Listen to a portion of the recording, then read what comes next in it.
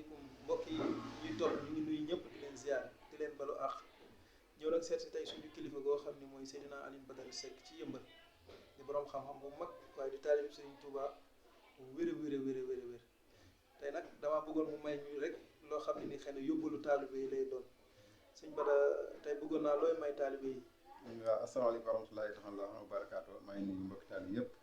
di ñaan jàmm di ko sàkk ci yéen ñaan sëñ Mountakha Mbacké mu yàgg lool te wér xanaa di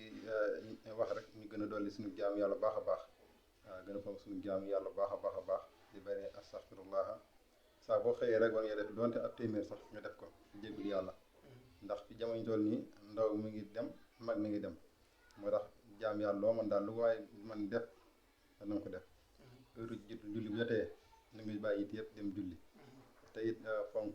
seen ñaari waajur baax a baax a baax fonk seen sëriñ ci caarat bi waaw si Bada ban lim nga ñu ma may ci istighfar tey ñu yóbbu ko. waaw astaghfirullah bu dee 313 baax na ba tey bu dee téeméer wét baax na bu dee 1000 wét baax na ndax astaghfirullah moom dana ubbi buntu wërsëg